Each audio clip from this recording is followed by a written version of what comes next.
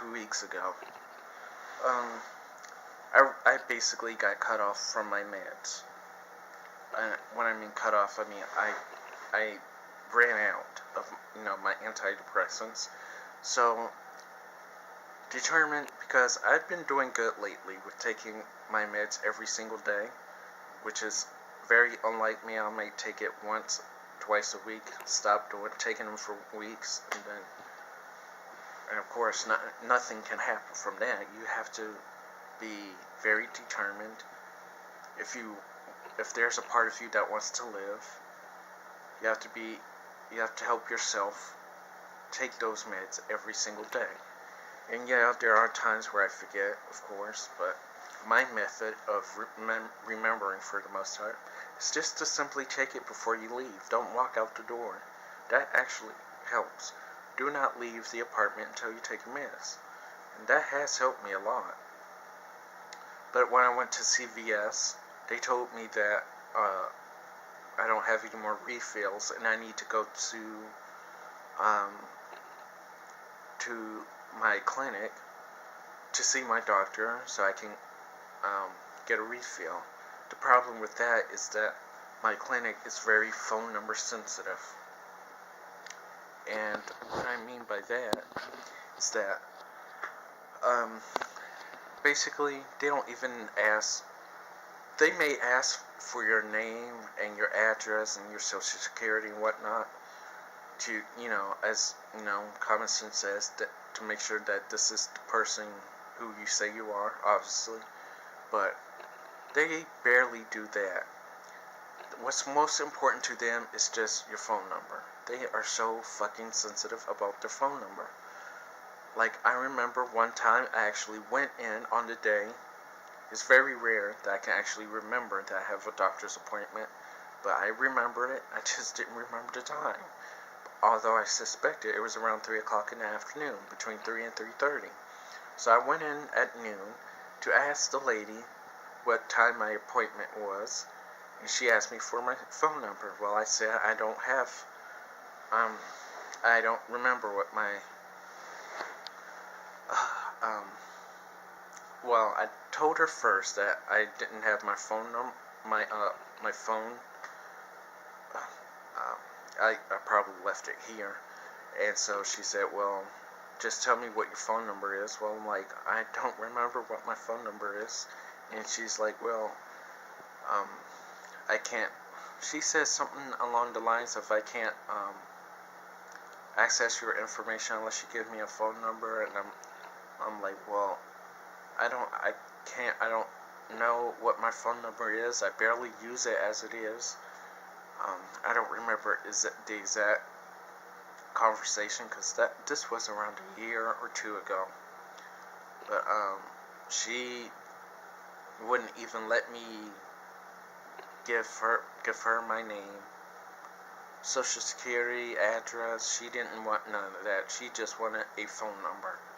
I don't have a good memory, especially over a phone that I barely use, because I'm not loved enough to use a phone all the time.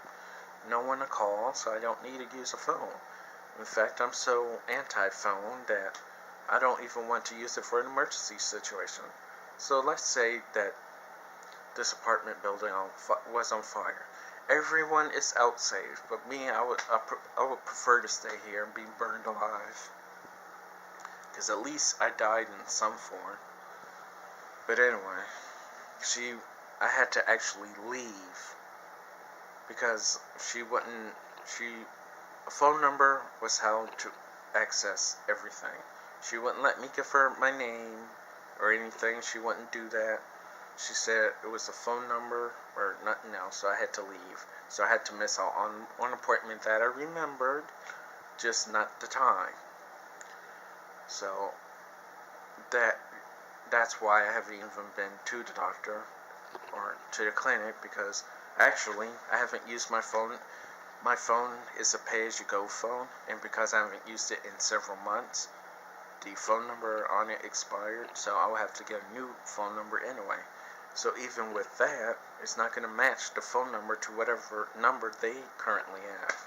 So this is a huge problem. This is a huge problem because I know how I get when I go certain days without my meds. At least this time it's a little bit better. I noticed that I didn't start to want to relapse until at least an extra day later.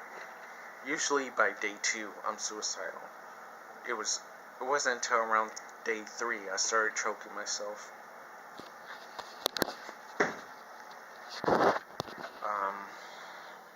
So yes, I actually did. I started choking myself with this. I put this around my neck and then I squeezed hard enough so I can be punished for being a failure. As in, I failed to get my meds. Luckily for me, I only did that once. Actually, technically, I did it twice, but only wrapped it around my neck like that. I didn't choke myself with it, although I wanted to. So the past 2 weeks has been a struggling because I'm going through a cold turkey period right now. I'm without any meds, and I'm regaining my suicidal thoughts back.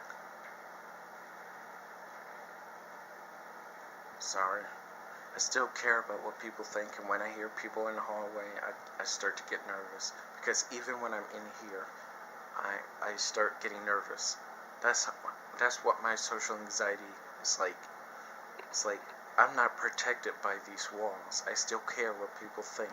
If they're outside the window, if they're near the door. Which, by the way, I'm gonna go check.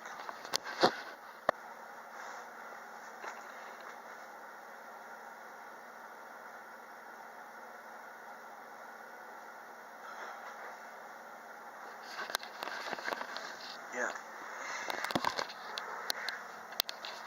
So yeah, even like when they're in the hallway, I still care what people think. I really gotta stop doing that. But I know I haven't been posting up any vlogs at all for an entire month. That is actually because I felt like I was being immature. I felt like filming vlogs was making me immature, and I needed to put a halt to it. So I basically just quit. For an entire month, I was like, forget it. And even if I didn't want to quit, I'm like, well, what do I say now? This is my 100th video. As of this video right here, it's my 100th one. I felt like nothing's changed. I can't change. I need to give up. The whole point of me, I guess, I need to remind myself is that this is my version of therapy. When I'm not doing it, I'm not helping myself. So I need to go back to at least doing it once a week, maybe twice. I think, although at the end of the day, I probably should do it anytime I have something severe or something on my mind that needs to just let go. Because I don't want to dedicate my life to suicide anymore, as painful as that is. Because it really is. Suicide was the best thing. Being suicidal felt like that was the best thing for me, because when you're dead, you're dead. You don't have to deal with hatred, people's hatred. You don't have to deal with failures, making mistakes. You don't have to...